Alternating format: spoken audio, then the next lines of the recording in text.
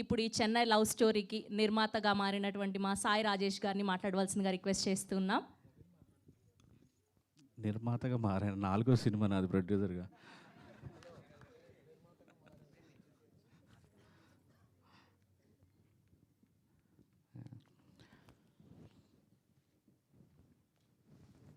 బ్లాంక్గా ఉంది.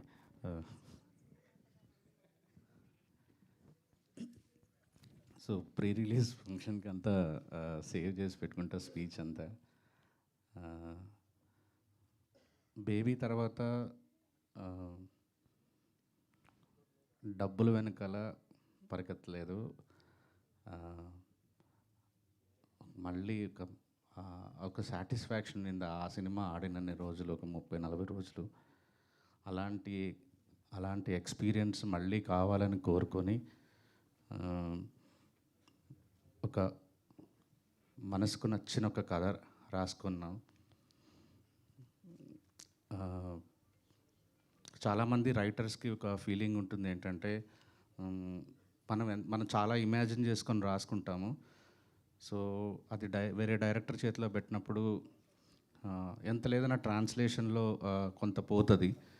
సో అందుకే ఎక్కువ మంది రైటర్స్కి తమ కథలు తామే డైరెక్ట్ చేసుకోవాలని రైటర్స్ డైరెక్టర్లుగా మారుతుంటారు. ఏం చేసినా సరే ఖచ్చితంగా అది ఎగ్జాక్ట్గా ట్రాన్స్లేట్ అవ్వదు అనేది నమ్మే వాళ్ళలో నేను కూడా ఇన్ని రోజులు ఉండేవాడిని. నేను వారం క్రితం ఫస్ట్ హాఫ్, సెకండ్ హాఫ్లో ఆల్మోస్ట్ హాఫ్ పార్ట్ చూశాను. అండ్ నిజం చెప్తున్నాను, హార్ట్ఫుల్గా నేను నిజంగా ఈ కథని ఇంత బాగా తెలియను. రవి ఫస్ట్ హాఫ్ ఇంటర్వెల్ టైంకి నా కళ్ళల్లో నీళ్ళు, అంటే నేను రాసుకున్న కథే అవ్వచ్చు కానీ కళ్ళల్లో నీళ్ళు గారిపోతున్నాయి ఇంటర్వెల్ చూస్తుంటే. నేను అదే ఎడిటర్ సంతోష్ గారు కూడా ఉన్నారు సాక్ష్యంకి. రవి నిజంగా నేను కూడా ఇంత బాగా తీయలేను రవి, బేబీ కంటే మంచి సినిమా తీసావు రవి, హార్ట్ఫుల్గా చెప్పాను. Thank you Ravi.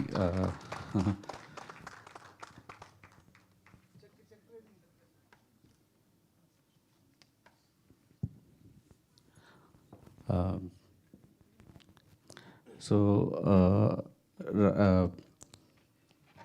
ఇంత అంటే బేబీకి నాకు చాలా హెల్ప్ చేశాడు రవి. నేను ఆ టైంలో అంటే నన్ను నేను ప్రూవ్ చేసుకోవాలని విపరీతంగా 5 గంటల సినిమా తీసేసాను. దాన్ని ఎలా కట్ చేయాలో తెలియదు. రిలీజ్ డేట్ అనౌన్స్ చేసేసారు. నేను ఎడిటింగ్ రూమ్లో ఉండాల్సి వచ్చేది, మ్యూజిక్లో చేయాల్సి వచ్చేది, చిన్న చిన్న ప్యాచ్లంతా మిగిలిపోయింది. సో ఒక రకంగా రవి వచ్చి సేవ్ చేశాడు. అంటే 3 అవర్స్ దాన్ని తీసుకురావటంలో, ఒక 2-3 డేస్ ప్యాచ్ వర్క్ చేయటంలో, నాతో పాటే సౌండ్లో, డిఐలో. సో నాకు ఎక్కడో కృతజ్ఞత ఉండిపోయింది రవి మీద. రవి ఈ సినిమా నువ్వు డైరెక్ట్ చేయి రవి అని నేనే రిక్వెస్ట్ చేశాను రవిని.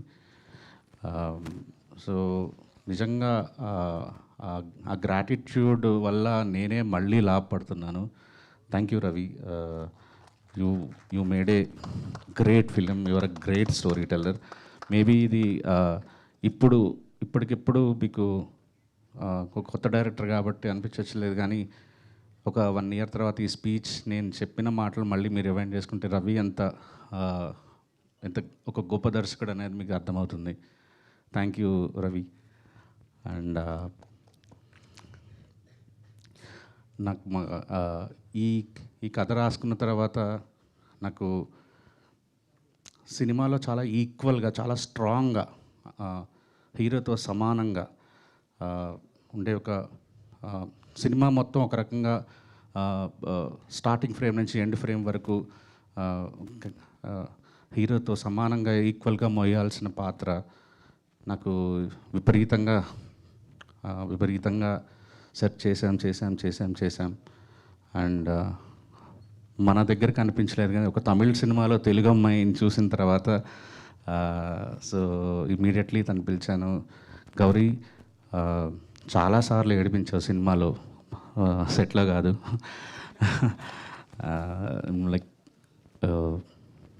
నెక్స్ట్ ఇలా లాస్ట్ ఇయర్ ఫిల్మ్ఫేర్ తమిళ్లో తీసుకున్నావు, ఇయర్ తెలుగులో తీసుకుంటావు. Damn sure.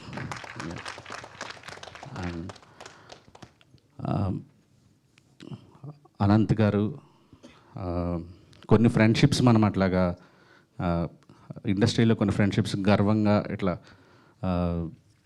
ప్రౌడ్గా ఫీల్ అయ్యి అంటే నేను ఒక డిపార్ట్మెంట్ గురించి ఒక క్రాఫ్ట్ గురించి నేను పట్టించుకోకర్లేదు.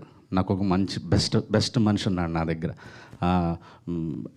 నేను ఆయనకి కథ చెప్తే, నేను ఒక సిచ్యువేషన్ ఎక్స్ప్లెయిన్ చేస్తే నాకు చాలు, ఇంకా నేను దాని గురించి బోదర్ చేయక్కర్లేదు. అంటే నాకు బేబీకి రాసిన, ఈ సినిమాలో 7 పాటలు రాసిన, నేను ఒక పదమో 2 పదాలు చేంజ్లు అడుగుంటానేమో కానీ ఏ రోజు ఒక వాక్యం మార్చమని కూడా అడగలేదు. Sir, love you sir. అది అంటే మాటలు పూర్తిగా చెప్పలేకపోతున్నాను కానీ I love you so much sir. Thanks for being in my career actually. And Dheeraj, happy birthday Dheeraj. And your a great friend. బేబీతో అంటే తన కెరీర్ ఎప్పటి నుంచి స్టార్ట్ చేసిన బేబీతో ఒక టర్న్ తిరిగింది. చెన్నై లవ్ స్టోరీ ఖచ్చితంగా ఒక పెద్ద లార్జ్ స్కేల్లో తను తీసుకెళ్తాడు ఫర్ షూర్. అండ్ బియాండ్ మా ఫ్రెండ్షిప్, ప్రొడ్యూసింగ్ పార్ట్నర్ కంటే, డిస్ట్రిబ్యూటర్ కంటే, ఎగ్జిబిటర్ కంటే కూడా ఒక great friend Dheeraj. Thank you Dheeraj. And ఈ సినిమాకు కూడా మాకు డబ్బులు ఎలా తీసుకొచ్చి పెట్టామని కోరుకుంటున్నా, ఎక్స్పెక్ట్ చేస్తున్నా. అండ్ మా ఎస్కేఎన్ గారు, యా, ఇద్దరం కలిసి ట్రావెల్ చేస్తున్నాం. నేనంటే ఒక బ్లైండ్ నమ్మకం. ఆ బ్లైండ్ నమ్మకం వల్లే నేను ఇంత మంచిగా ప్రశాంతంగా నేను అనుకున్నది చేయగలుగుతున్నాను, ఏ ప్రెషర్స్ లేకుండా. ఎందుకంటే నాకు ఇంకా బయట నుంచి ఎవరైనా ప్రెషర్ పెడితే నేను అది చేయలేను ఆ పని. ఎస్కేఎన్ గారితో ట్రావెల్ చేయటం అనేది నేను తీసుకున్న ఒక మంచి నిర్ణయాల్లో ఒకటని భావిస్తున్నాను. అండ్ ఇలాంటి సినిమాలు మళ్ళీ మంచి మంచి సినిమాలు మళ్ళీ కలిసి అమృత ప్రొడక్షన్స్, మాస్ మూవీ మేకర్స్లో చేస్తాం. అండ్ కిరణ్ గారు, కొన్ని కారణాల వల్ల అంటే నాకు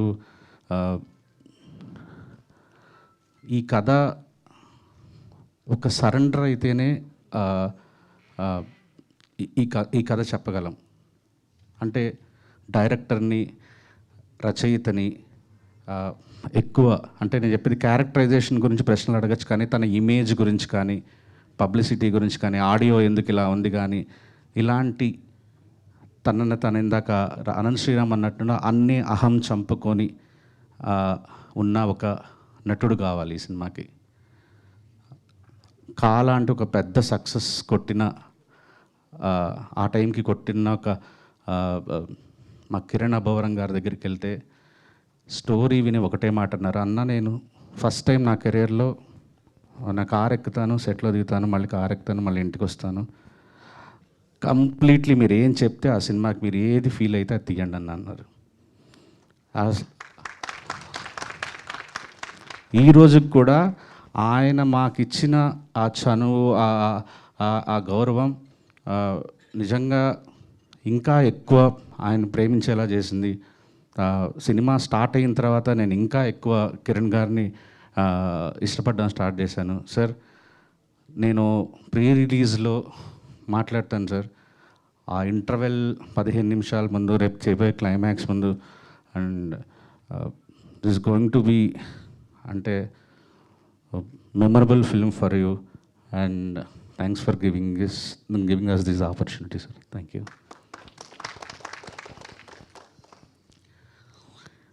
అండ్ లాస్ట్గా ఒకరికి థ్యాంక్స్ చెప్పేస్తాను. యాక్చువల్లీ నేను ఈరోజు ఈ స్టేజ్ మీద నిలబడడానికి చాలా గర్వపడుతున్నాను. ఇది గత 1.5 ఇయర్గా నేను ఆ ప్రౌడ్ మూమెంట్స్ అనుభవిస్తూనే ఉన్నాను. అది మా మణిగాడ్ వల్ల.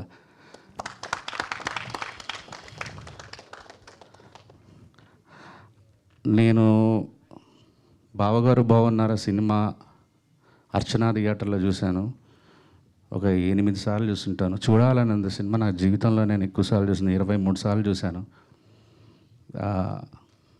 కేవలం బ్యాక్గ్రౌండ్ స్కోర్లు వినడానికి, ఆయన బ్యాక్గ్రౌండ్ స్కోర్లు వినడానికే.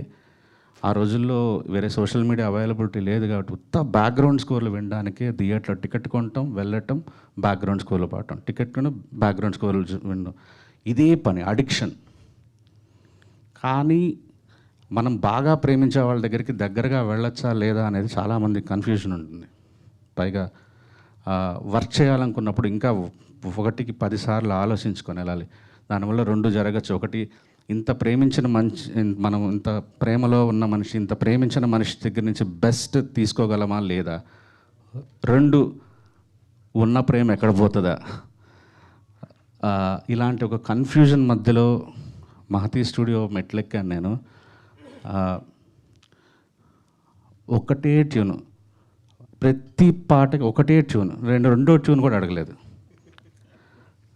నేను అసలు ఒకటే కామన్ ఎమోషన్ అయితే ఉన్నింది. ఏంటంటే నాకు ఇళయరాజా గారి ఇష్టం, ఆయనకి ఇళయరాజా గారి ఇష్టం. సినిమా పేరు చెన్నై లవ్ స్టోరీ. సో హీరోకి ఇళయరాజా పిచ్చి ఉంటుంది. సో ఆ చిన్న ట్రిబ్యూట్ ఇస్తూనే మణిశర్మ గారి బ్రాండ్, మణిశర్మ గారి ఆ మార్క్ మిస్ అవ్వకూడదు అన్న ఒక దీంట్లో మ్యూజిక్ చేసుకుంటూ వచ్చాం. ఇంకా ఏమన్నా నాకు మధ్యలో ఏదన్నా కావాల్సి వస్తే సచ్చినోడా ఏం కావాలో చెప్పాడు అంటాడు. అదే మ్యాక్సిమం తిట్లు. బంగారం నచ్చిందా అంటారు, 2 వదులుతుంటాయి అంతే. ఇంత ఫ్రీడమ్ ఒక మనిషి, ఒక్కొక్క కరెక్షన్ నేను విపరీతంగా నష్టపెడతాను మాస్టరింగ్లో, మిక్సింగ్లో అందరినీ. అలాంటిది అసలు నాకు ఆలోచిస్తే ఏమీ అడగలేదు. ఎందుకు అడగలేదంటే నాకు తెలిసిన, అరే పెరిగిందంతా ఆయన మ్యూజిక్ నేర్చుకొని అది మిగతా వాళ్ళకి మీరు అలా చేయండి అని చెప్పడానికి కావాలి. కానీ నేను పనిచేస్తున్నదే మణిశర్మ గారితో, ఇంకా నేనేంటి కరెక్షన్స్ చెప్పేది. అసలు మీరు నమ్మండి నమ్మకపోండి, there is no second other tune like, అంటే రిజెక్ట్ చేసిన ట్యూనే లేదు అసలు ఈ సినిమాలో. సార్ మీరు మొన్న డిటిఎస్ థియేటర్కి వస్తే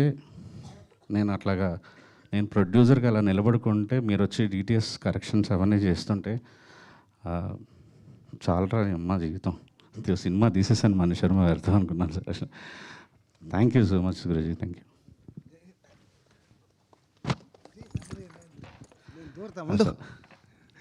ఏంటి ఏమన్నా